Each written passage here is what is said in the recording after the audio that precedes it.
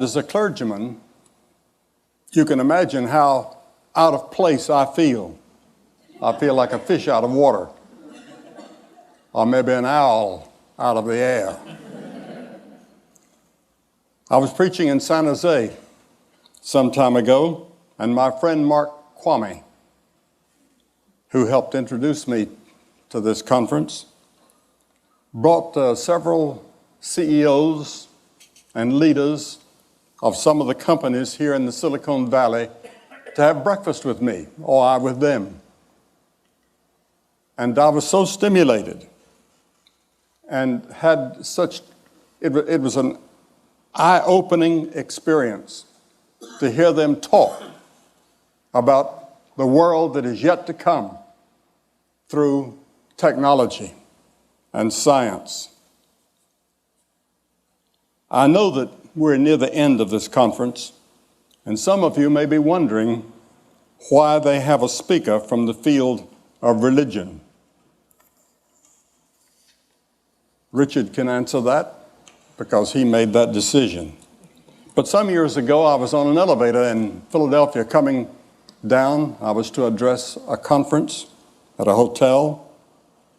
And on that elevator, a man said, "I hear Billy Graham is staying in this hotel." And another man looked in my direction and said, "Yes, there he is. He's on this elevator with us." And this man looked me up and down for about 10 seconds, and he said, "My, what an anticlimax."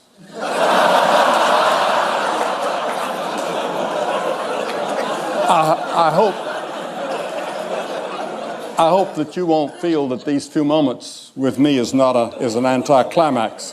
After all this tremendous talks that you've heard and addresses, which I intend to listen to every one of them. But I was on an airplane in the East some years ago, and the man sitting across the aisle from me was the mayor of Charlotte, North Carolina. His name was John Belk. Some of you would probably know him. And there was a drunk man on there. And he got up out of his seat 2 or 3 times, and he was making everybody upset by what he was trying to do, and he was slapping the stewardess and pinching her as she went by. And everybody was upset with him. And finally, John Belk said, "Do you know who's sitting here?" And the man said, "No, who?" He said, "It's Billy Graham, the preacher." He said, "You don't say." And he turned to me and he said, "Put her there." He said, "Your sermons have certainly helped me."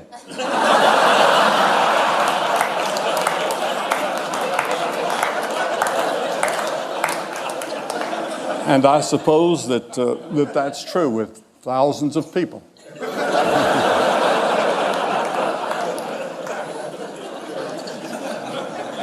I know that as you have been peering into the future, and as we've heard some of it here tonight, I would like to live in that age and see what is going to be. But I won't, because I'm 80 years old. This is my 80th year. And I know that my time is brief. I have phlebitis at the moment in both legs. And that's the reason I had to have a little help in getting up here, because I have Parkinson's disease in addition to that, and some other problems that I won't talk about. But this is not the first time that we've had a technological revolution. We've had others. And there's one that I want to talk about. In one generation, the nation of the people of Israel had a tremendous and dramatic change that made them a great power in the Near East. A man by the name of David came to the throne, and King David became one of the great leaders of his generation. He was a man of tremendous leadership. He had the favor of God with him. He was a brilliant poet, philosopher, writer, soldier, with strategies in battle and conflict that people study even today. But about 2 centuries before David, the Hittites had discovered the secret of smelting and processing of iron. And slowly that skill spread, but they wouldn't allow the Israelis to look into it or to have any. But David changed all of that. And he introduced the Iron Age to Israel. And the Bible says that David laid up great stores of iron, in which archaeologists have found that in present-day Palestine, there are evidences of that generation. Now, instead of crude tools made of sticks and stones, Israel now had iron plows and sickles and hoes and military weapons. And in the course of one generation, Israel was completely changed. The introduction of iron in some ways had an impact, a little bit like the microchip has had on our generation.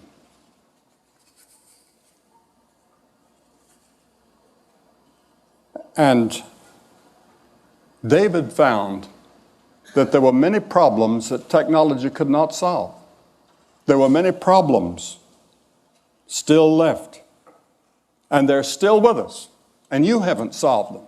And I haven't heard anybody here speak to that. How do we solve these three problems that I'd like to mention? The first one that David saw was human evil.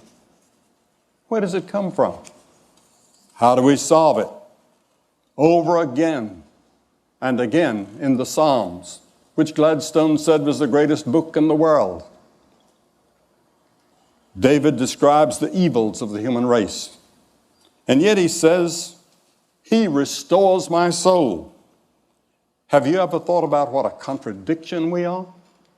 On one hand, we can probe the deepest secrets of the universe and dramatically push back the frontiers of technology, as this conference vividly demonstrates. We've seen under the sea, or 3 miles down, or galaxies hundreds of billions of years out in the future. But on the other hand, something is wrong. Our battleships, our soldiers are on a frontier now almost ready to go to war with Iraq. Now, what causes this? Why do we have these wars in every generation and in every part of the world? And revolutions? We can't get along with other people, even in our own families. We find ourselves in the paralyzing grip of self-destructive habits we can't break. Racism and injustice and violence sweep our world, bringing a tragic harvest of heartache and death. Even the most sophisticated among us seem powerless to break this cycle. I would like to see Oracle take up that, or some other technological geniuses work on this. How do we change man so that he doesn't lie and cheat, and our newspapers are not filled with stories of fraud in business or labor or athletics or wherever? The Bible says the problem is within us, within our hearts and our souls. Our problem is that we're separated from our Creator, which we call God. And we need to have our souls restored, something only God can do. Jesus said, "For out of the heart come evil thoughts, murders, sexual immorality, theft, false testimony, slander." The British philosopher Bertrand Russell was not a religious man, but he said, it's in our hearts that the evil lies, and it's from our hearts that it must be plucked out. Albert Einstein, I was just talking to someone when I was speaking at Princeton, and I met Mr. Einstein. He didn't have a doctor's degree because he said nobody was qualified to give him one. But he made this statement. He said, it's easier to denature plutonium than to denature the evil spirit of man. And many of you, I'm sure, have thought about that and puzzled over it. You've seen people take beneficial technological advances, such as the internet we've heard about tonight, and twist them into something corrupting. You've seen brilliant people devise computer viruses that bring down whole systems. The Oklahoma City bombing was simple technology, horribly used. The problem is not technology. The problem is the person or persons using it. King David said that he knew the depths of his own soul. He couldn't free himself from personal problems and personal evils that included murder and adultery. Yet King David sought God's forgiveness and said, "You can restore my soul." You see, the Bible teaches that we're more than a body and a mind. We are a soul. And there's something inside of us that is beyond our understanding. That's the part of us that yearns for God or something more than we find in technology. Your soul is that part of you that yearns for meaning in life and which seeks for something beyond this life. It's the part of you that yearns really for God. I find young people all over the world are searching for something. They don't know what it is. I speak at many universities, and I have many questions and answer periods, and whether it's Cambridge or Harvard or Oxford, I've spoken at all those universities. I'm going to Harvard in about it's about 2 months from now to give a lecture.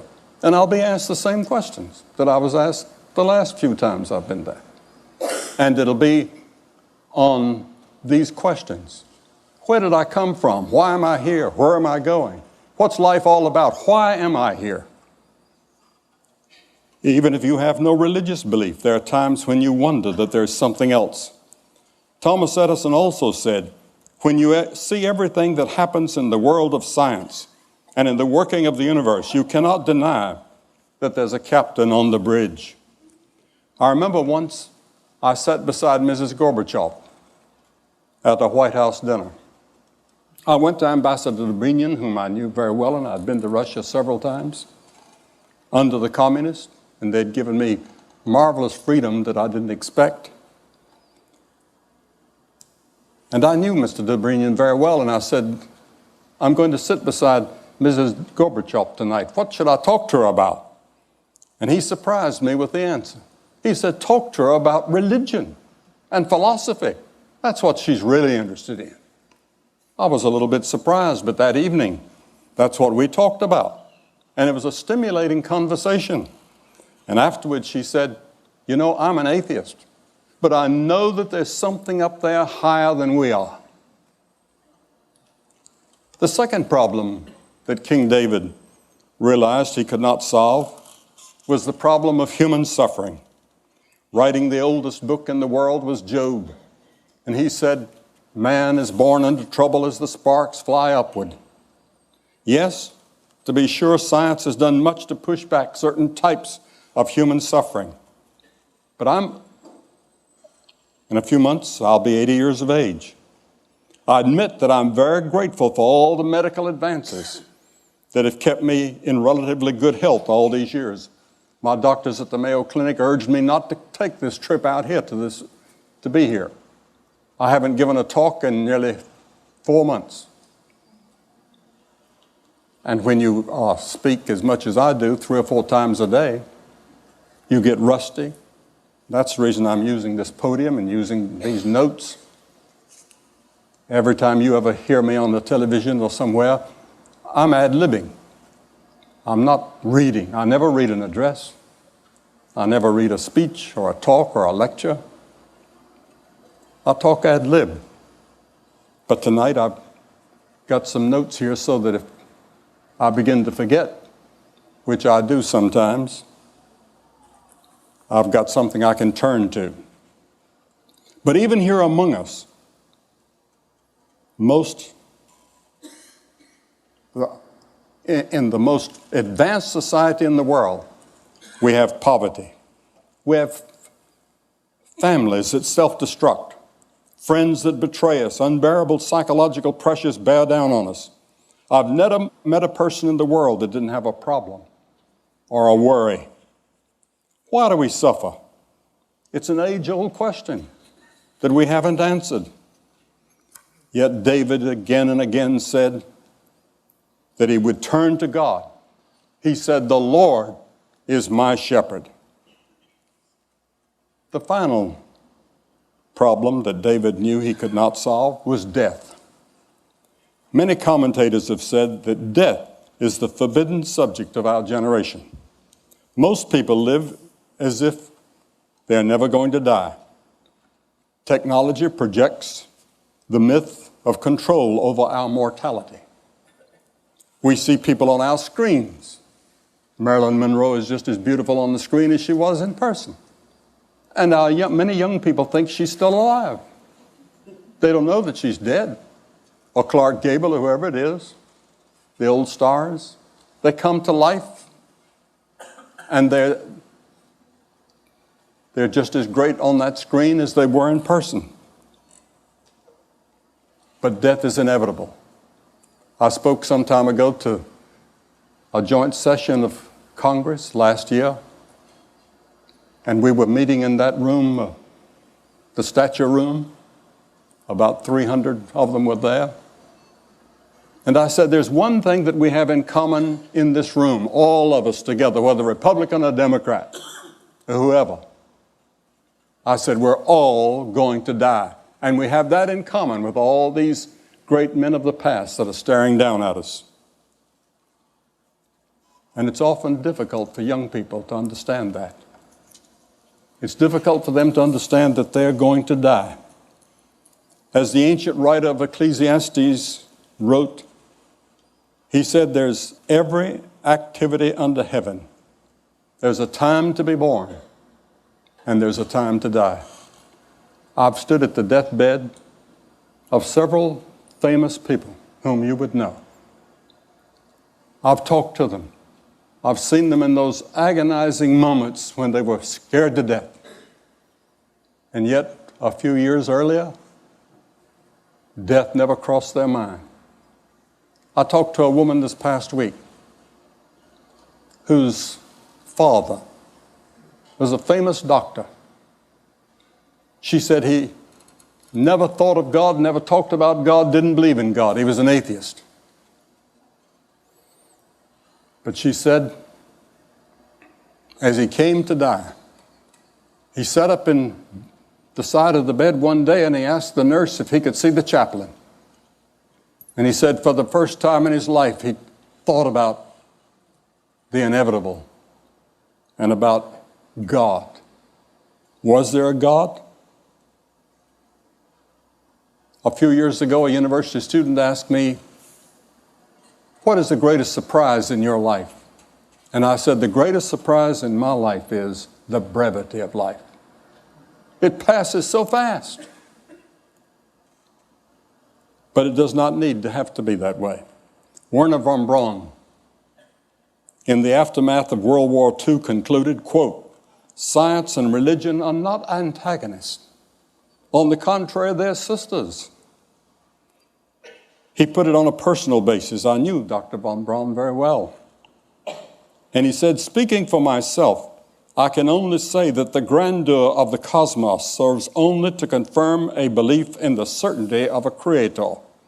He also said, in our search to know God, I've come to believe that the life of Jesus Christ should be the focus of our efforts and inspiration. The reality of this life and his resurrection is the hope of mankind. I've done a lot of speaking in Germany and in France and in different parts of the world, 105 countries it's been my privilege to speak in. And I was invited one day to visit Chancellor Adenauer, who was looked upon as sort of the founder of modern Germany since the war. And he said to me, he said, young man, he said, do you believe in the resurrection of Jesus Christ? And I said, sir, I do. He said, so do I. He said, when I leave office, I'm going to spend my time writing a book on why Jesus Christ rose again and why it's so important to believe that. In one of his plays, Alexander Solzhenitsyn depicts a man dying who says to those gathered around his bed, "The moment when it's terrible to feel regret is when one is dying. How should one live in order not to feel regret when one is dying?" Blaise Pascal asked exactly that question in 17th century France. Pascal has been called the architect of modern civilization. He was a brilliant scientist at the frontiers of mathematics, even as a teenager. He is viewed by many as the founder of the probability theory and a creator of the first model of a computer. And of course, you're all familiar with the computer language named for him. Pascal explored in depth our human dilemmas of evil, suffering, and death. He was astounded at the phenomena we've been considering, that people can achieve extraordinary heights in science, the arts, and human enterprise, yet they also are full of anger, hypocrisy, and self-hatreds. Pascal saw us as a remarkable mixture of genius and self-delusion. On November 23rd, 1654, Pascal had a profound religious experience. He wrote in his journal these words, "I submit myself absolutely to Jesus Christ, my Redeemer." A French historian said 2 centuries later, "Seldom has so mighty an intellect submitted with such humility to the authority of Jesus Christ." Pascal came to believe not only the love and the grace of God could bring us back into harmony,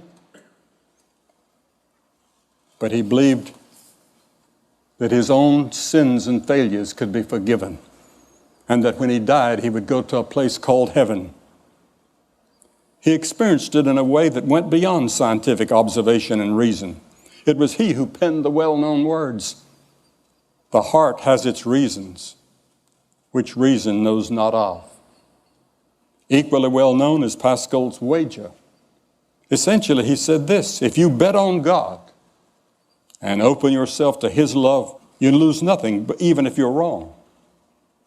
But if instead you bet that there is no God, then you can lose it all in this life and the life to come. For Pascal, scientific knowledge paled beside the knowledge of God.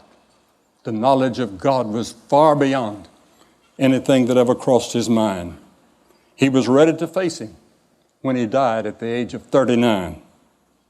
King David lived to be 70, a long time in his era. Yet he too had to face death.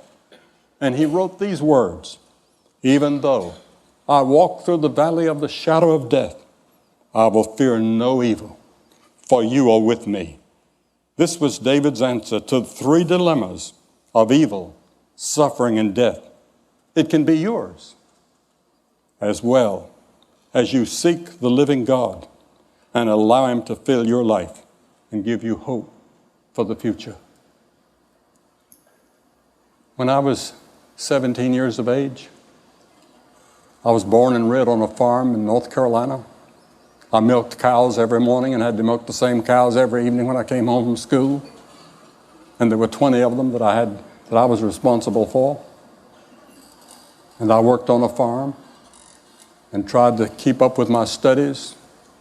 I didn't make good grades in high school. I didn't make them in college until something happened in my heart.